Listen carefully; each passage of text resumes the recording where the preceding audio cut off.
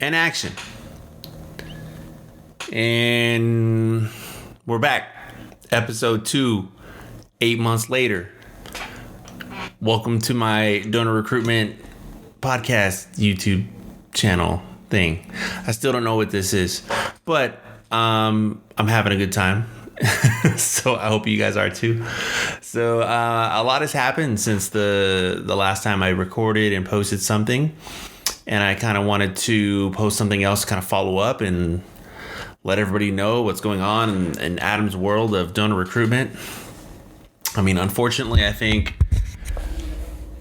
for a lot of blood centers, obviously people are having a hard time because of pandemic, and I'm certainly having a hard time, but we're doing the best we can. So since kind of the last time we talked, obviously the blood supply hasn't really gotten any better, but it is what it is, and we're doing the best we can based off kind of what we have to do. There's a lot of open to public kind of park and pray type of drives that we're working on. I wish there was some better stuff, but that's kind of all there is.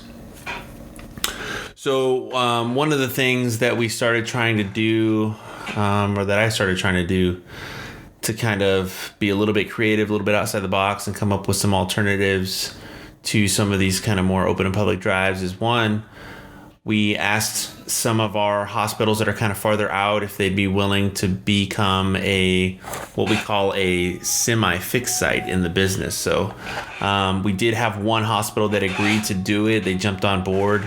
I don't want to really say which one, but we'll see how it goes. So they're going to be open 3 days a week. It's going to be Wednesday, Thursdays, and Fridays from 9 to 3 or something like that. And it's a big hospital. It's one of our bigger hospitals that we work with, and there's just a ton of people there. So I'm kind of hoping on the fact that, I mean, they understand, they get it, they need blood, and I want to get them blood. So we're all kind of in this together. So like I said, we'll see how it goes. I'm cautiously optimistic for it. If it does well, I imagine we'll be talking to some of our other hospitals about doing the same thing. In California, we're still doing bad with COVID. We're still not open up. I realize there's parts of the United States that are probably open and not dealing with this. Although, I mean, in the Midwest, they did have some pretty severe weather in the past few weeks that they're dealing with. But as far as we're going out here, stuff is still closed. Restaurants are closed. We're just doing the best we can with the accounts that we have left and just trying to make the most of it. The blood supply is completely depleted. Like we're in tough shape. Another thing we're working on is we're doing I'm working on a semi-fixed site at a hospital, but we also are partnering with one of our local universities, and they're going to be letting us park.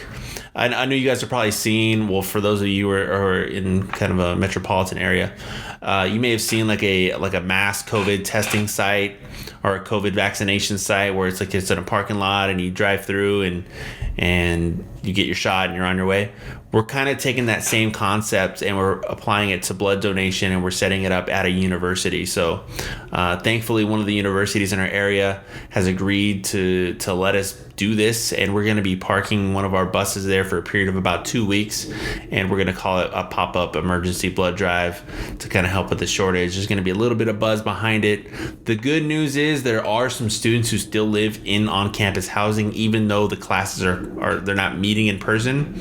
So a little bit of thought process is like there'll probably be some students who are interested in giving blood because there's not a whole lot else going on. So we kind of got that going. I'm hoping, I'm cautiously optimistic. The numbers have been declining, so that's good. Hopefully we fall into, the way it's set up in California is that there's a tier system. So if we fall into a safer tier, more stuff will open, and theoretically we will be able to have bigger blood drives at more successful locations. But that's just kind of where we're at. So I'm hoping, with this, mechanism that I have now, this podcast or this YouTube show or whatever the heck this is, to kind of document some of the success there. So the SemiFixed site at the hospital is scheduled to open up on March 17th. So that's about a week away. And then the PopUp blood drive location at the university is it's going to happen in about a month from now, at the end of April. So still got some time to work on those things, obviously, to ramp them up, but so far they're looking good. And I hope to keep this going. I'm going to document this process and keep you guys posted on how things go. If you're interested at all, leave a comment, let me know, send me a message. I'll be happy to answer any questions you may have. But I'm hoping for future shows that we'll have a guest. Maybe I want to talk to some other donor recruitment professional people out there who are working through these blood shortages, and kind of hear your story and how you guys are dealing with it. So thanks for watching. As always, we'll make this a short one. And yeah, COVID, man. It's COVID world for donor recruitment professionals. We're making the most of it. So thanks for watching, guys, and I will see you on the next one.